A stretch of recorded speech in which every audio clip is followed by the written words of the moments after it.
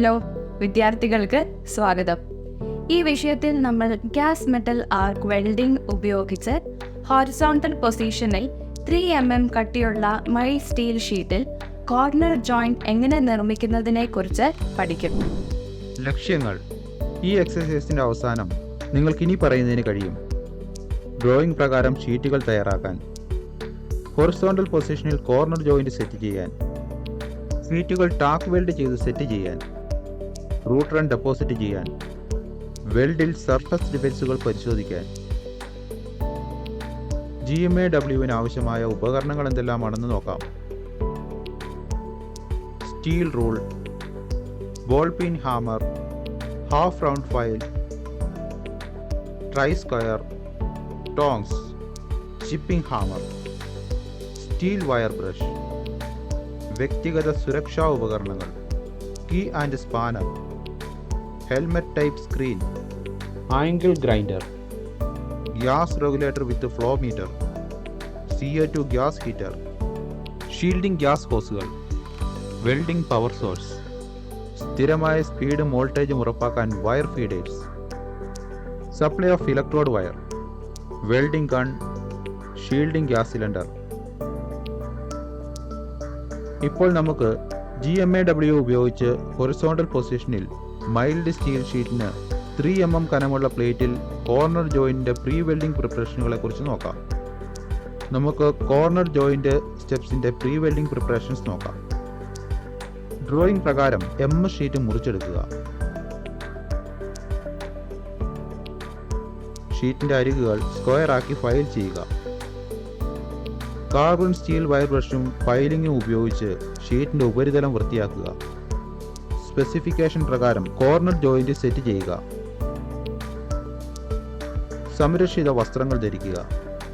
വലത്ത് ഭാഗത്ത് torch set ചെയ്യുക. 90 മുതൽ 100 ആംപിയർ കറണ്ട് സെറ്റ് ചെയ്യുക. കറസ്പോണ്ടിങ് വയർ ഫീഡിംഗ് റേറ്റ് 3 മുതൽ 4 മീറ്റർ പെർ മിനിറ്റ് ആയിരിക്കും. 19 മുതൽ 20 ആർക്ക് വോൾട്ടേജ് സെറ്റ് ചെയ്യുക. കൂടാതെ ഡിപ്പ് ട്രാൻസ്ഫർ മോഡ് ഉപയോഗിക്കുക. ഒരു 0.8 mm dia copper coated mild steel filler CCMS wire ഉപയോഗിക്കുക. കോർണർ ജോയിന്റ് ഇരുവശങ്ങളിലും ടാക്ക് വെൽഡ് ചെയ്യുക.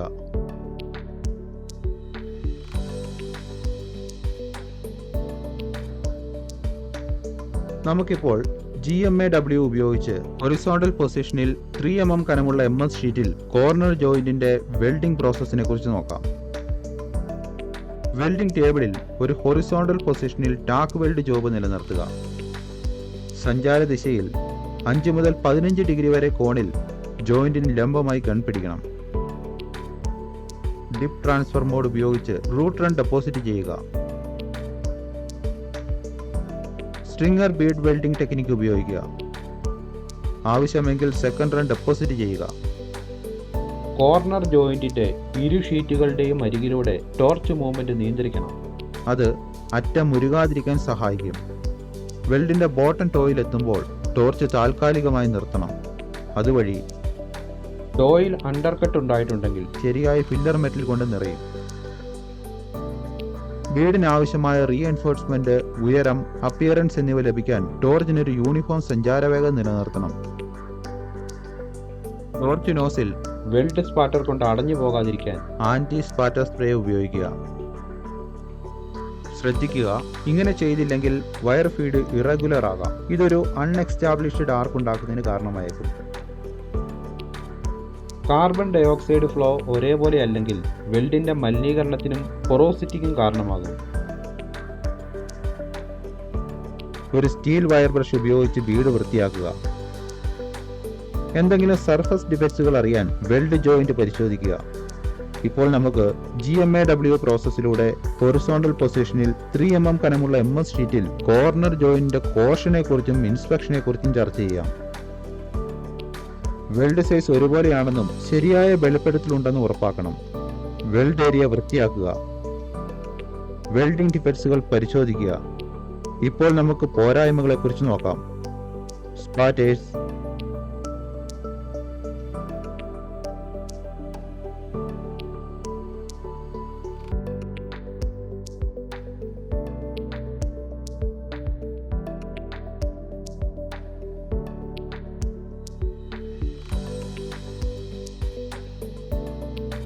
ബ്ലോ ഹോൾസ്,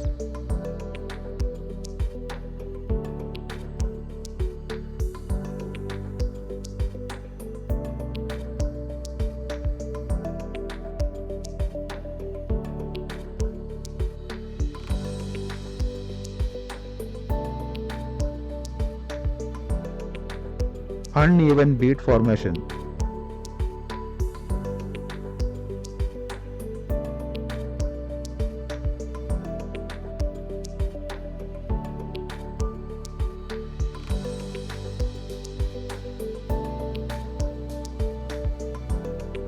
പ്ലേറ്റിന്റെ വശങ്ങൾ ഉരുകിപ്പോകൽ,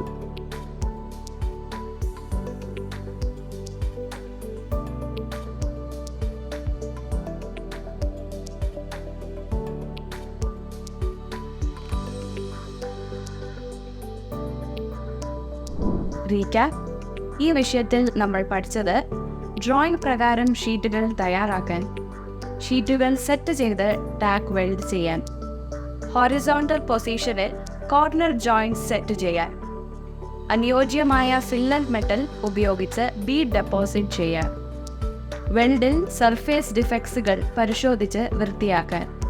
നന്ദി വിദ്യാർത്ഥികളെ, നമുക്ക് അടുത്ത സെഷനിൽ കാണാം. ബൈ.